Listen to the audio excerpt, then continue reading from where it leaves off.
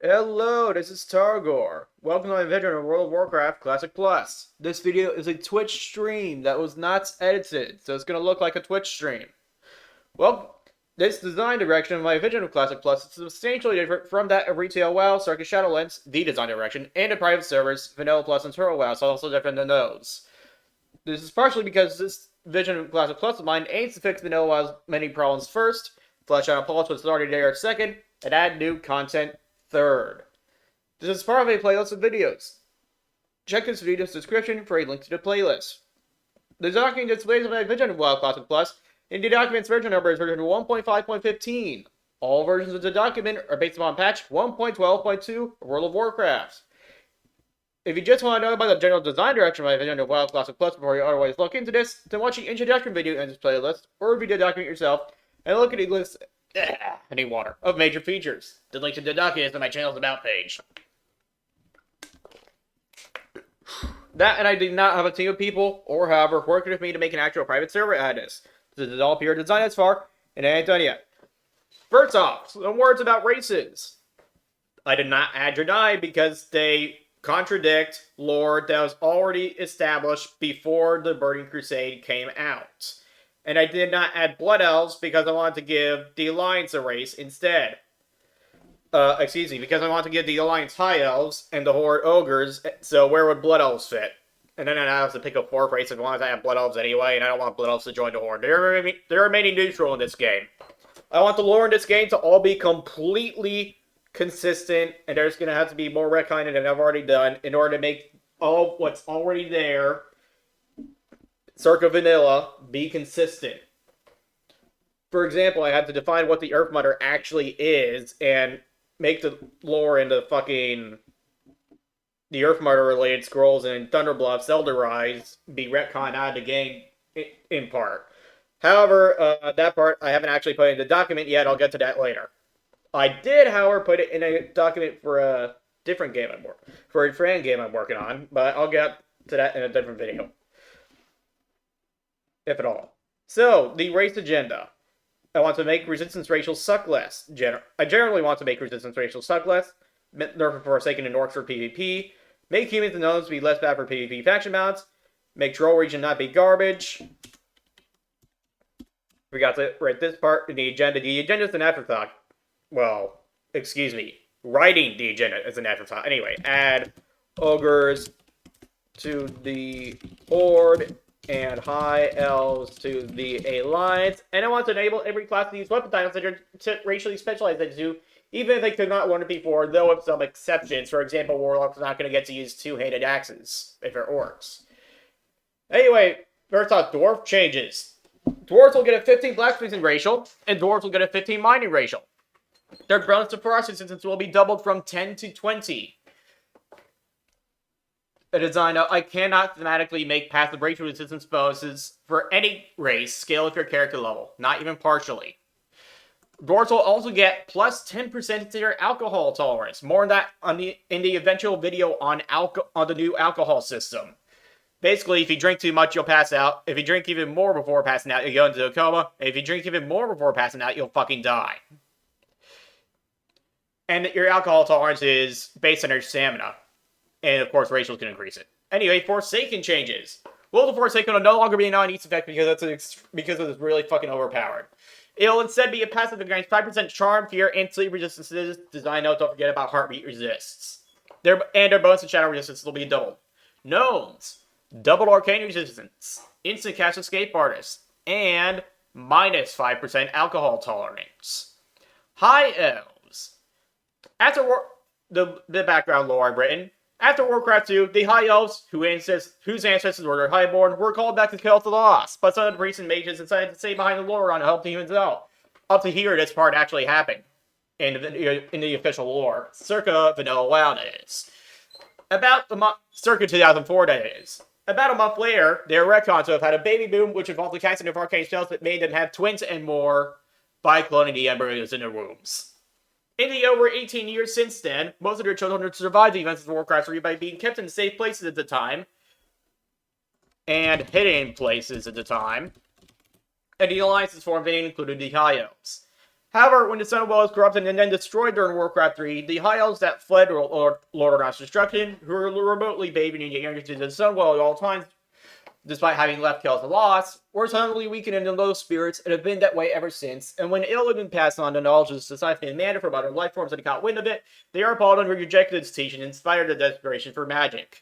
Regardless of their crippling temporal withdrawal, the High Elves of the Alliance are still formidable people, though they've no cities of their own since the new generation jet replaced, and their numbers had only just reached adulthood at the time of WoW Classic Plus. So for now, they may only reside in Elven Forest, and yet have other various dwellings, such as in the Hinterlands and the Eastern Plaguelands. High Elves shall use the exact same models and animations that Blood Elves did in the Burning Crusade, except for eyes will not glow. So, if I recall correctly, Blood Elf eyes glowed green because of their exposure to Fel energies from their usage of Mana Tap on Fel crystals around Eversong Woods in the Burning Crusade. But yeah, High Elves, however, have no such ability to siphon mana because they, well, really don't want to use it. And they decide not to learn it. So, these are an alliance race, as I already mentioned. Their languages will be Common and Thalassian. Their star zone will be Elven Forest. Their mount will be a horse because it's an Elven Forest, and it's not like it's any Hawksride south of Kel'Thuzad anyway. Their only classes shall be Paladin, Hunter, Mage, and Priest. No Warriors, just like Blood Elves, and they're too highbrow to be rogues. Their racial-based stat modifiers. Do note that in actual vanilla, in 2004, every race got facial stat modifiers. It counted up to, I forgot, so I'm going to have to count this. 2, 3, 2, 4, 5, 6. How am I not doing that correctly? -2, +5, -1, +3, -5. Okay, it all counted up to 0. Oh, that's embarrassing. So their racial abilities. Arcane Acuity. All their crit chances are increased by 5%. Arcane Affinity. Enchanting skill increased by 15. Despondent. Spirit decreased by 5%. Prodigy to Highborn. Increases all resistance by 3 times your character level for 20 seconds. 2-minute cooldown, instant cast, 5% base mana, arcane lockout. And school. Weakened. All direct non-holy damage and direct healing is reduced by 5%. And Zyno, dots and channeled spells cannot crit. On a related note, many Alliance NPCs who have no lore behind them, including many vendors and creepers and various other NPCs, I don't want to say many because that's not how many I'm replacing. But anyway, some of them will be replaced with files to do the same things as the NPCs that they'll be replacing. Human changes. Perception will be a passive, but only grant you 1 character level worth of stealth detection instead of giving 10 character levels worth of stealth detection for 20 seconds on a 3-minute cooldown. Now that the spy add-on will not be allowed to exist, more on that in a later video, the on-use version of Perception would be hot garbage outside of duels, and duels are a pretty small part of PvP, so I turned it into something else that's useful in basically all aspects of PvP. Humans get a new racial. Final Struggle. An instant cast racial on a 2-minute cooldown. Grants immunity to Charm, Fear, Incapacitation, Root, Sleep, Slow, and Stun effects for 5 seconds, but can only be used at low health. That is 20% or less health, which is execute range. So, unlike Graphic Lich King's Every Man for Himself, you can usually just kill the guy if you don't like him breaking your crowd control since he's almost dead anyway. This will have Last Stand's icon. This does not invoke or share a cooldown with any other ability or item, including even Insignia of the Alliance. Like Old Will of the Forsaken, this will also dispel any of those effects that are on you, and it can be used while afflicting those detrimental effects. Debuffs. This will not dispel or grant immunity to plot debuffs, however, such as the Plot Sleep casted by High Inquisitor Whitemane.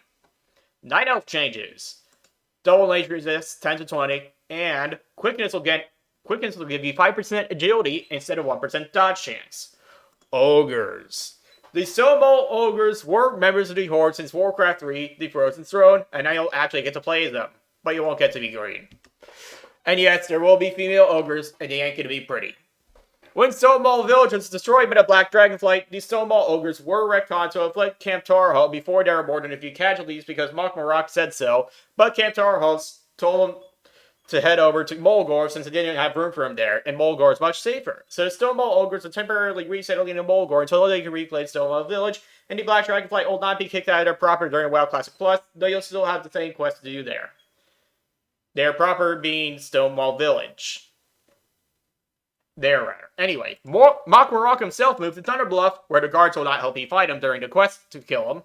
Well, to make them go away. And an ogre settlement will be added to Mulgore to the east of Bloodhoof Village and the west of the Adventure Cove Mine, which will, like a flight path, and offer some quests that were offered in Brackenwall Village. The rest are offered near the Baron's Dustfall border and a new encampment. And Brackenwall Village itself no longer exists because the ogres never built it. The Swallow itself shall still be contested territory, however. The Tauren did not appreciate some things about the ogres, and they have only agreed to let them occupy their lands until they reclaim their village, though they do like the ogre's ancestral connection to elemental earth. Ogre warriors will start out with a two-handed mace, and ogre shamans will start with a one-handed mace and shield, owing to the name of their clan, the Stonewall Clan. So, a horde race, like I already said. Their languages shall be Orcish and quotation mark ogre quotation mark, just like how trolls could speak quotation mark troll quotation mark. Circa Vanilla. Their star zone, Mulgore, of course. Be prepared to level in Silverpine, by the way. Their mounts, a Kodo Beast. Their starter Mulgore, and what else could support their weight anyway? They're fucking ogres. Classes, Warrior, Shaman, Mage, Warlock. Racial-based stat modifiers. +5 Strength, -5 Agil, +5 Stam, -5 Int, +0 Spirit. Racial abilities. Backhand. Backhand's an enemy, knocking it down for 2 seconds. 3-minute cooldown, instant cast, melee range, secondary stun diminishing returns. Clumsy. Agility decreased by 5%. Dumb. Decreases your intellect by 5%, but increases your fear resistance by 5%. Warrior and Shaman only.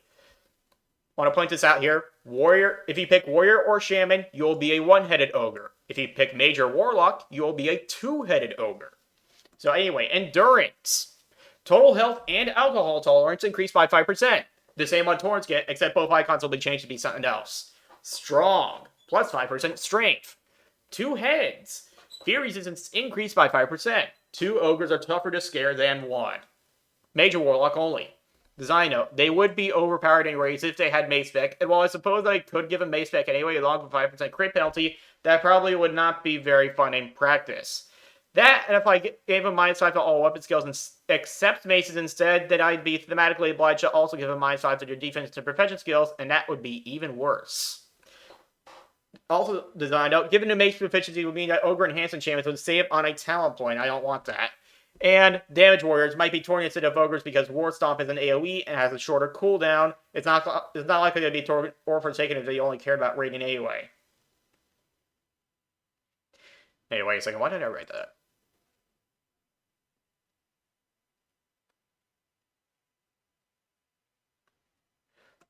For PvP. For PvP, I meant. Yeah. Okay, that's why I wrote that. Ogre Shamans get exclusive access to the new quest. I wrote this stuff a long time ago, by the way. Anyway, Ogre Shamans get exclusive access to the new quest.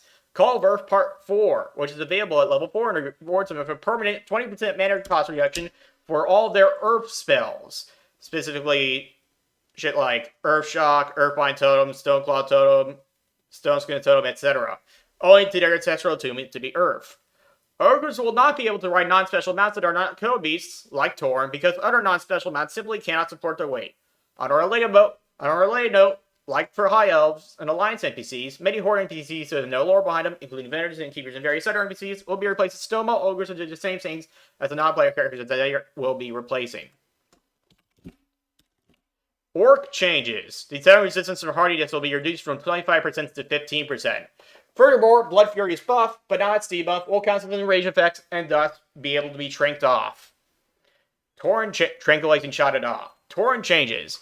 Tauren will not be able to ride non-special mounts that are not Code Beasts because other non-special mounts simply cannot support their weight. So, of course, the Baron Ravendare mount, that counts as a special mount. Zillium Tiger, that counts as a special mount. You know what the other special mounts are, probably. Tauren get their nature resistance doubled, and well, their inherent nature resistance is doubled, and endurance will also increase alcohol tolerance by 5%. Troll changes. The regeneration ratio will have its description and function change as follows. Quotation mark. Restores 1/300 of your maximum hit points every 2 seconds. Unless you're on fire. End quotation mark. So it will restore a minimum of 1 health per 2 seconds, acting as old health for 5, but it will skip the text during which you have the dot on you to deal fire damage, or you're standing in persistent AoE fire damage, such as the fire damage AoE left behind by Flame Strike after it goes off, or bonfire, or being submerged or partially submerged within lava. The bit about fire is mandated by the in-game book Arathor in the Troll Wars circa Vanilla WoW, that is 2004. This will give regeneration enough of a buff to not be negligible like it was in Vanilla. That's 5% of your maximum health healed every 30 seconds. So next up, Berserking will count as an range effect because thematics, and so it'll be dispellable by Tranquilizing Shot.